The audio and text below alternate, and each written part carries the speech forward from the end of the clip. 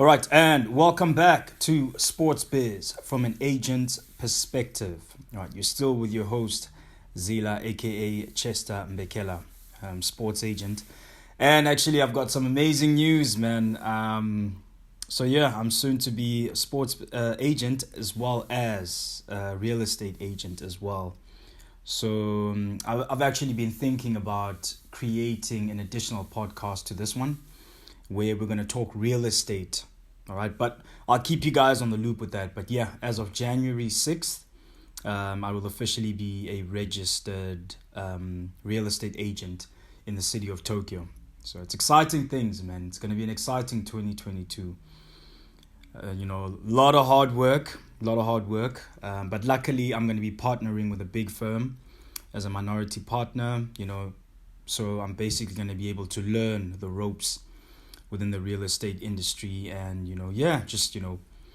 build on from there. Yeah. But I'm just glad that, I didn't get a job in it because I'm honestly at the point where anything I get into now has got to be either partnership or nothing. I'm not trying to work for anybody, within this industry. Same as when I came into pro sports, after I got my accreditation as a football agent with the JFA, Japan Football Association.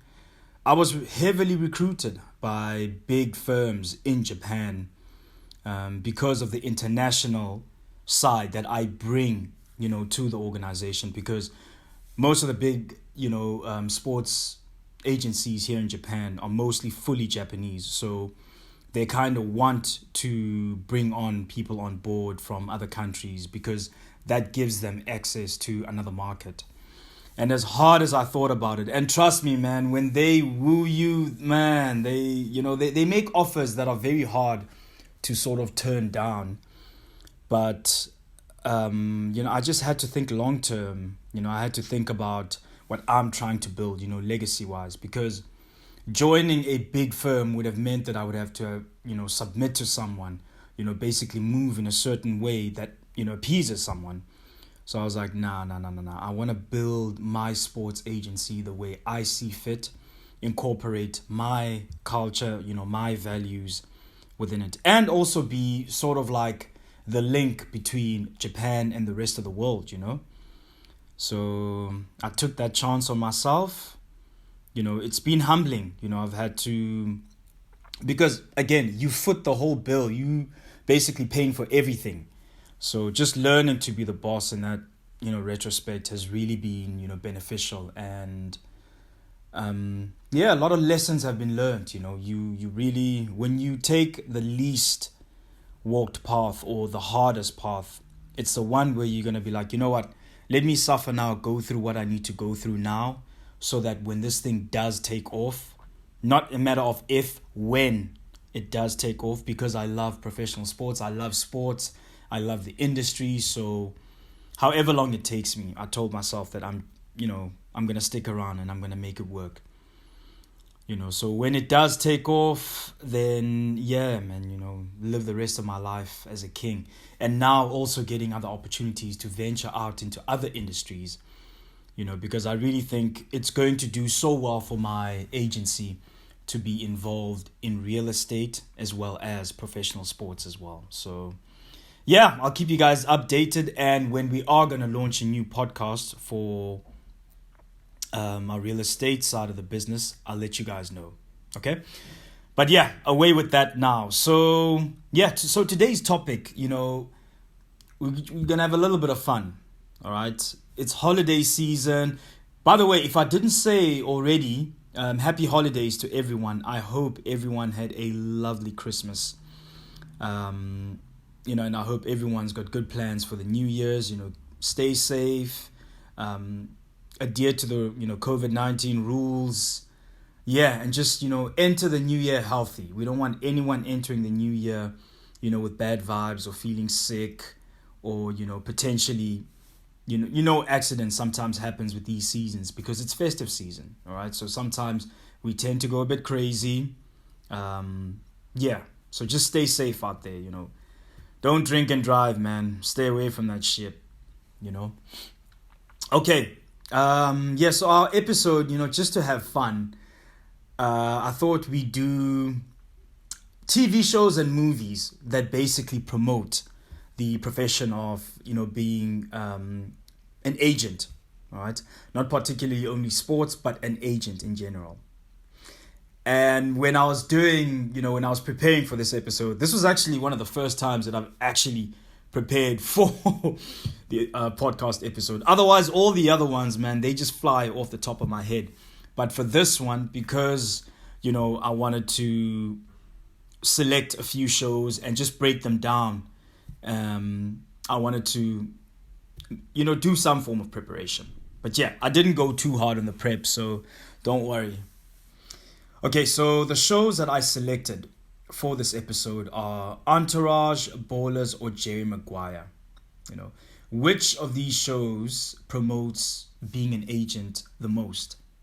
Okay, so let's have a look first at Entourage. Okay, so Entourage was, for you youngins out there, Entourage was aired in 2004, if I'm not mistaken. Yeah, in 2004. And it ended up running for a total of 8 seasons. All right. The focus of the show is entertainment. It brings the whole Hollywood to the forefront. Just the culture of Hollywood to the forefront. And by the way, shout out to Mark Wahlberg, I think, who's the executive producer. In fact, he is the executive producer of Entourage. This show was so well done, so well written, man, and just so well thought out. Because a lot of people, I'm sure, have always wondered, what goes on, behind the scenes in industries like Hollywood and stuff like that. And a show like Entourage was like nothing that was ever being done before.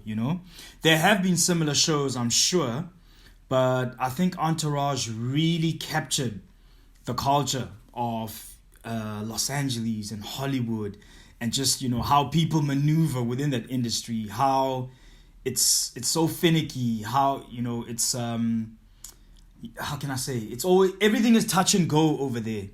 It's flaky. Yeah, that's the word I was looking for. It's very flaky. And yeah, man, so it focuses on these 4 friends from New York. Vince, who's the main actor and the actor within the show, his friends Turtle and Eric, whose nickname is E, and then his brother Johnny. Right, it focuses on these guys' journeys, and it actually captures their personal developments within the show as the seasons run. Each individual starts sort of discovering what it is that they want, what it is that they're trying to get out of this whole Hollywood thing. For example, E, who's Vince's business manager, he ends up sort of like establishing his own sort of like management company in LA. And, Turtle ends up, getting into business and, starting up a tequila company. Johnny, who's the less famous actor of the 2 brothers between him and Vince, he, gets these minor movie roles, and then eventually he gets sort of like a somewhat of a big break, on a cartoon. So it basically just showcases these guys' lives, as they develop within the industry of Hollywood. And then obviously the main attraction of the show, apart from the main actor, is Vince's agent, Ari Gold. All right. So, the character of Ari Gold, he's entertaining. I'll give you that. He's very entertaining. But I think a lot of people, they try to get into the business of being an agent based on that Ari Gold character. And I always say, especially to fellow sports agents that I come across from whichever sporting discipline, I usually say to them that, that Ari Gold character is so dangerous and misleading, because now a lot of people think that in order to be a good agent, you need to be an asshole. You need to be, quote unquote, not literally, figuratively, swinging your dick around and being a diva and, just throwing your toys around and making, certain demands. Yes, when you're a powerful agent, you do, and you have leverage, you are in a position to make more demands than, agents coming into the business. But that takes years. And those kind of agents like Ari Gold, I'm sorry to have to tell a lot of you, especially within pro sports, they no longer exist. You know, the culture in pro sports is, you got to be good to people, because when you're good to people, it makes life easier for your client to fit in with the organization or team that they're trying to play for. Believe me, if a GM dislikes the agent, the player is the one who suffers. So agents coming into the game, you might want to be good and form good relationships with GMs. Another good thing about this, forming good relationships with the front office, is that when your client's contract is up for renegotiation, the process is so much smoother. It's not a back and forth swearing, this and that. No insults are thrown. Literally, you can conclude your client's renegotiation, or your client's, let's say, first time negotiation with a different team. You can conclude that deal, man, within 1 hour tops, if you and the front office are in good rapport. Obviously, if there's more to be discussed, it can go on for longer. But man, I've been in meetings where you literally can have a 30-minute conversation with the front office and then boom, done. And that's the rapport you're trying to build within pro sports. Because remember, these are organizations, these are businesses. They don't have to sign your player. All right? Professional sports is more, I don't want to say more. It's less kiss-assy than, the entertainment industry. Within the entertainment industry, you probably find there still are a few Ari Gold-like characters running around. I don't know. I'm not in that space, so I'm not going to speak for it. But all I'm going to say is, man, is that kind of rapport is not sustainable within pro sports. The diva attitude, yes, you do get players that are divas and everything, but GMs and front office are always going to make the decision that best suits the team. If they feel that, you as an agent are too much trouble and that your player is going to be worth too much trouble, then they won't sign him. So that's why I'm saying that the biggest loser in all of this becomes your client. So that's why it's important to keep your ego in check. All right? Keep your ego in check. When you've got leverage, you don't have to be a dickhead. You don't have to be an asshole. Leverage is leverage. When you have it and teams realize that, okay, this agent's got, he's got leverage for his client, and we've got to bow down. There's nothing they can do. There's no quarrel about it. They just got to give in to your demands. And it's also by the way that you are presenting those demands as well. So, yeah, but Entourage was enjoyable, man. I actually watched it for the first time, like all 8 seasons this year. Imagine that, in 2021. I think the show last aired in 2011. And then the movie came out around 2015. Right? And then now, I literally, in 2021, I get the chance to watch from season 1 right through to season 8. And that actually helped me, because it helped me piece together everything that was being talked about in the movie. Because the movie was basically a continuation of the series 8 finale, like the last episode of season 8. All right, the season 8 finale.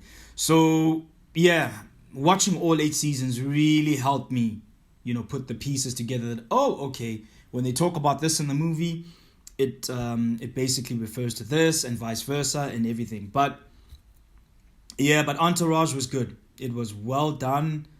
Fucking Mark Wahlberg's a fucking genius. Marky Mark is a genius. But yeah, it's just one of those shows where you can watch it again. I don't think personally I'll ever watch the series again, like the show, but I've watched the movie at least about maybe more than 5 times. It's a good movie. And I think when you're an agent and you can sort of like relate to everything that's going on in there, it makes it that much more enjoyable. All right. So I thought, yeah, we'd take a look at that show. I would definitely say Entourage. They may have had maybe a little bit of an influence in inspiring me to become an agent, but I think because they're not really focused on pro sports, yeah, I was inspired way before I started watching Entourage, is what I'm trying to say. But it definitely enhanced because of the lifestyle, man. Partying on boats, partying with models, gorgeous girls and everything. I think that allure, that part of the business, sort of reminded me that yeah, I love this industry that I'm getting into. But yeah. So I'd say definitely Entourage is right up there of the shows that influenced me. Okay, so now we're going to move on to the second one. The second one isn't a show, flat out movie. And again, for you youngins that don't know about this movie, I think if you are into movies that deal with professional sports, you definitely will have watched Jerry Maguire. All right. Jerry Maguire, played by Tom Cruise, phenomenal movie. The first time I saw this movie was in 1997. I was 9 years old, and it was when we were in boarding school. So my boarding mother, Mrs. Earth, she was a big fan of the movie. So she put it on the one time. So before I elaborate on that, so we used to have this thing every Fridays at the school I went to at the time. It was a small private school called Start Academy in Queenstown. So what Mrs. Earth used to do was every Friday, for the boarders that didn't go home, she would rent out a movie.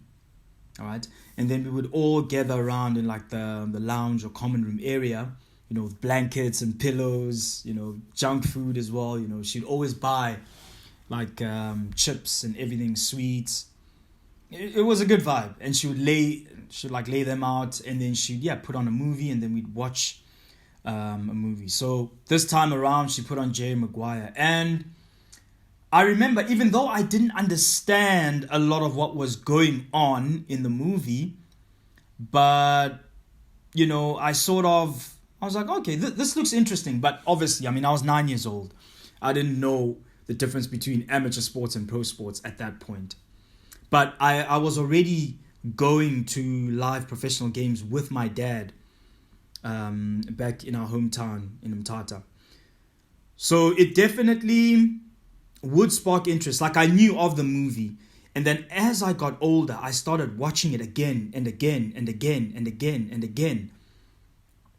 And then I think when I was about 17, obviously by this time I know the difference between amateur and pro sports. And this was when I really got into it, the one time I watched it at home. Just Tom Cruise's character, just how the movie starts, man. It's just about how professional athletes are pretty much, treated like commodities, like they don't matter, It starts off with a hockey guy, getting his, I think, 5th or 6th concussion or whatever. And then his kid, telling Tom Cruise, who's the agent, that, listen, this is my dad's, however, concussion. Aren't you going to do something? Someone should tell him to stop. And then Tom Cruise is, he's basically trying to tell the kid that, no, your dad's, he's unbreakable. Nothing's going to happen to him. And the kid flips him off, like basically saying, fuck you. You don't care about my dad.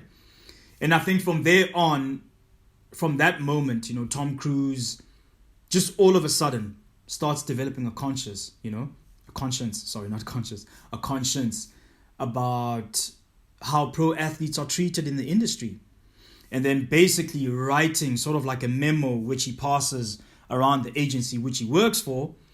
And obviously, because so many agents didn't agree with this at the time, for them, man, this was during the time at the hype where for agents, it was all about the bottom line. It was all about making money.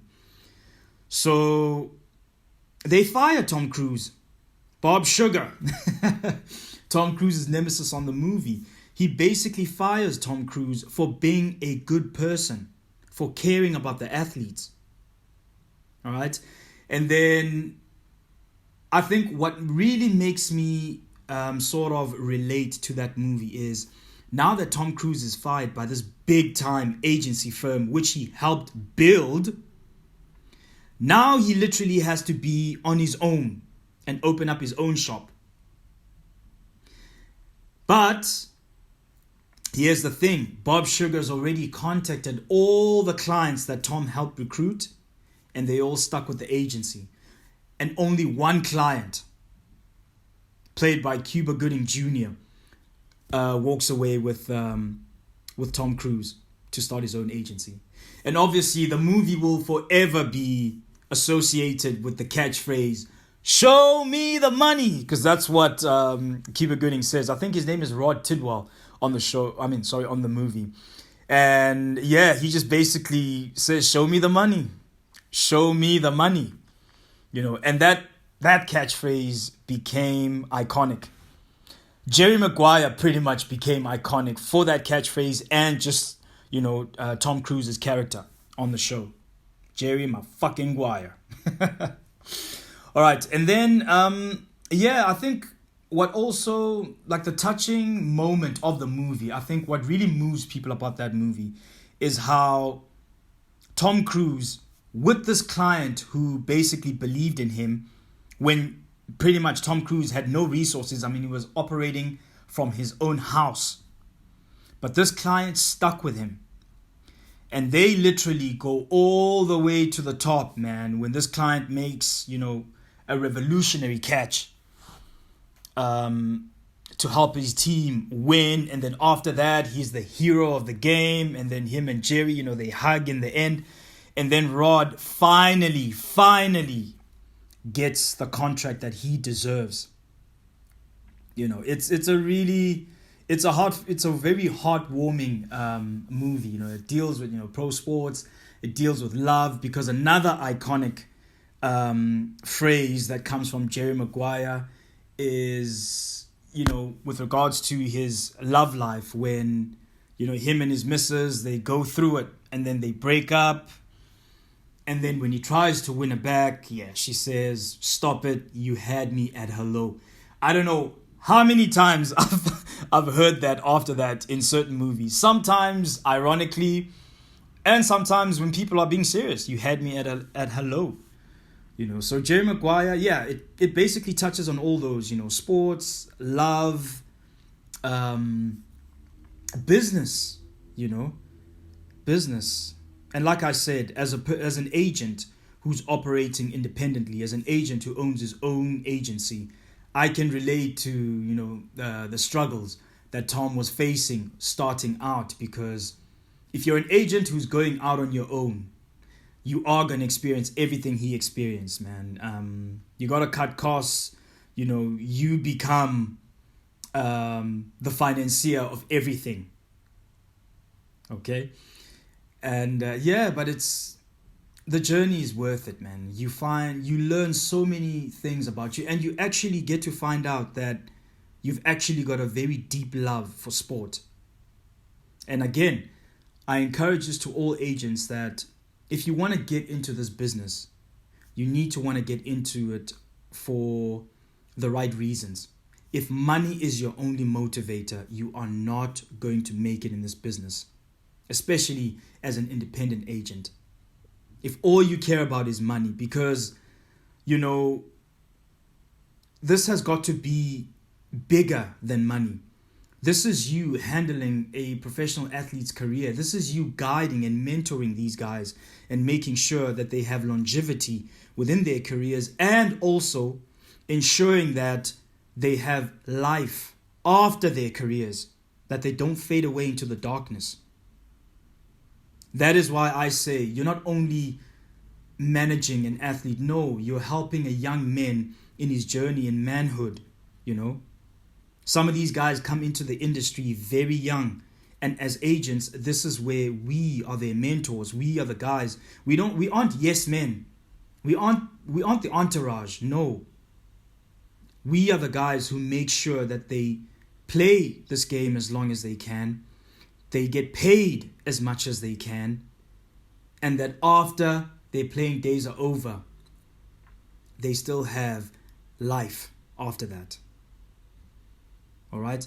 So that is pretty much, man, what I loved about Jerry Maguire. It definitely is part of the reason why I wanted to venture into this business. And also, Jerry Maguire is actually based on Lee Steinberg's character. So for those of you who don't know who Lee Steinberg is arguably one of the best sports agents from the USA. Mostly, his focus is mostly NFL, but his agency also, manages basketball players. I think he's also in entertainment as well now, So Lee is, man, if you read his book about how he basically changed the game in terms of, for agents in the NFL, and he managed some big names that went on to become Hall of Famers in the NFL. Troy Aikman is notably one of those guys. Vince Young, so many other athletes, man. So he became known as the super agent. And because of that, they based the character of Jerry Maguire on Lee Steinberg's, status of being a super agent. All right. And then the last TV show. All right, we're going back to TV shows now. The last show that also inspired me to be an agent is obviously the show Ballers. I mean, Ballers aired for the first time, I think as well, in 2015 or 2016, but they aired their 2015. They aired their last season in 2019. All right. And even though Ballers isn't actually, the focus on Ballers isn't on being like a sports agent. It's actually in being a finance guy. But the character Jason on the show is an agent. So they do touch on the agent part of the show. All right. So Ballers, yeah, man, they were also very instrumental. A show that basically focuses on a pro athlete retiring and then life after being a pro athlete, and they show him as well, his struggle in finding his identity after retiring as a football player. And then obviously he gets into finance, and then he establishes a finance company to help manage athletes' money, because the NFL is constantly getting exposed. And what I like about the show, though, is that they keep exposing how pro athletes tend to go broke. It's that these guys, they get accustomed to a luxurious lifestyle, and what they don't understand is after they retire, a lot of that income stops coming in unless the guy was smart enough to establish, sort of like, brand partnerships with major corporations, and whereby they're able to, continue business relationships and keep having those multiple streams of income. But on the most part, their main income, which was their playing contract, is now no longer there.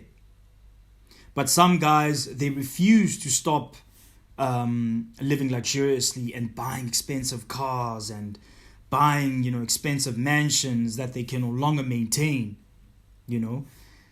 So it basically exposes that side, but it definitely is touching a lot on the business side of sport. But the main focus on this show is not about being an agent. That's why Ballers, again, just like Entourage, I took some aspects of the show, but generally, I just enjoyed it for just the product of the show, basing the show in Miami, the lifestyle in Miami, beautiful women, partying on boats as well. Just the bling side of it is what, really made me enjoy the show. And I mean, those are one of the perks of being an agent. And whether you're a sports agent, real estate agent, entertainment agent, you are going to attend these type of events, because it's the creme de la creme. You're going to get to interact with some very, powerful people. So that's why you should learn the art of networking, because you're going to find yourself in those situations. It's just how it is, And it's an amazing show. I enjoyed it. For me, Ballers, I swear to you, it made me want to pack up my bags and move to Miami because I was like, fuck, this can't be life. But obviously, you should never ever base a decision off watching a freaking show. All right. But I mean, I've never been to Miami, but I definitely want to visit it after watching Ballers because it just seems like an insane party place. All right. Yeah, so those are the three shows that you get to learn. And what I like about them is you really get to learn a lot about the industries that they're operating in, you know. Another good thing that I took from Ballers is it was very good in showcasing and advertising, you know, new trends that are coming in within professional sports. For example, they, you know, when they moved to Los Angeles, it basically touched on, you know, the thriving industry of pro skating, X Games and shit like that, you know, all that Tony Hawk type of thing. And then they also marketed the rise of esports. You know, esports is arguably one of the biggest things right now. And after, you know, coming out of this COVID situation, esports got even bigger because, I mean, it's online gaming and all that other stuff. So it literally, man, it's a multi-billion-dollar industry. And you get to see that on the last season of Ballers. In season 5 of Ballers, you get to see that was their last season. So the show ran for 5 seasons. And you get to see in season 5 how big esports is in that part of the country in LA. I mean, esports it's quite a global thing because it's actually quite big in Europe. It's big in South Korea. In Japan, I've been to a few esports tournaments in Akihabara. And it's definitely growing here as well. I mean, gaming here in Asia is just, it's massive, you know. I'm always playing games as well when, you know, in my downtime. So, yeah, man, so Ballers was very instrumental in that, sorry. They were also instrumental in basically announcing and also marketing Las Vegas as more than just a freaking, you know, gambling spot.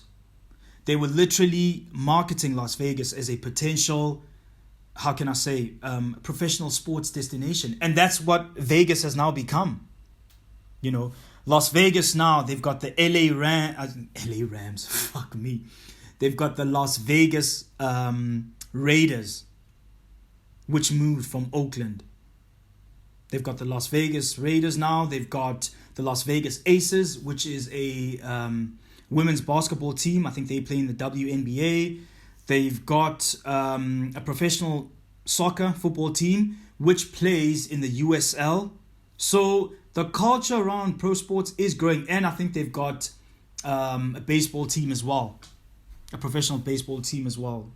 So, you know, the image of Las Vegas is changing in people's minds, that they're no longer viewed as just Sin City now. Obviously, the strip clubs and the gambling and everything else still goes on, but they've done a pretty good job, man, of revamping and just creating or rebranding, so to say, Las Vegas, because now they've also got the whole Vegas residency for singers. So singers get to go live in Vegas for a couple of months and they just do shows over there. You know, so there's just so much more to Las Vegas now than just the strip clubs and the gambling. There's professional sports and there's also entertainment, concerts, and all that other stuff. You know, so Ballers was very, very instrumental in showcasing and rebranding the city of Las Vegas. And the last point of why I appreciated Ballers was how they exposed the NCAA with regards to the whole name, image, and likeness debate of whether or not, you know, college athletes should be allowed to be earning money off their, you know, NIL, name, image, and likeness. And it's okay. They don't have to be paid by the universities. No one is saying that universities should be paying these guys, but it's good that they're allowing them to make money off of their images, name, and likeness now. So, yeah, man, that's really amazing to see. It's really amazing to see, and it's definitely going to create a lot more opportunities for, you know, athletes, especially guys who come from previously disadvantaged backgrounds, man. This is going to be a great way for them to feed their families. All right. And this was showcased on Ballers in season 4. Like, they were very big on it. So shout out to them, man, for just really bringing these issues to the forefront and letting people see that, oh, this is what's going on in the system. Because it was a fucked up system. The universities make billions of dollars off these student athletes, man. Billions of dollars using their name, image, and likeness, selling their merch. Yeah, so the athletes definitely deserve a piece of the pie as well. Definitely. Because some of these guys now, it literally puts them in a situation whereby if they don't make it as professionals, fuck it, at least they made a couple of $1 million as college athletes, man. And it also gives them an opportunity to be able to form brand partnerships. You know. So yeah. Anyway, that's just my 2 cents on the whole thing. In later episodes, we are actually going to be talking about the whole name, image, and likeness thing. So I don't want to get into it too much now. But I just wanted to just basically state why I appreciate the show Ballers so much and what people can actually learn. That it's not only about the sex scenes and the bling. There are actually messages within the show. All 3 shows and the movie. All 2 shows and the movie. There's something you can learn from there. All right. So for any agent looking to come in to the industry, I would encourage you watch those 2 TV shows and 1 movie. All right. You can also watch the Entourage the movie as well. You know, there's a lot you can learn from those. And again, do not emulate Ari Gold's character. It's misleading. All right. Be good to people. Be a good agent and establish and form good relationships. All right, so this brings us to the end, man. I just thought, we'd have some fun and just talk about these 2 shows and the movie. So I hope everyone, continues to enjoy their holidays. I'm having an amazing holiday, man. Just relaxing at home, but a downtime, working from home. I'm looking forward to the new year, man. 2022 should be an amazing year. I look forward to seeing you guys there. All right. So this has been Sports Biz from an agent's perspective. Have a good rest of your festive season and take care.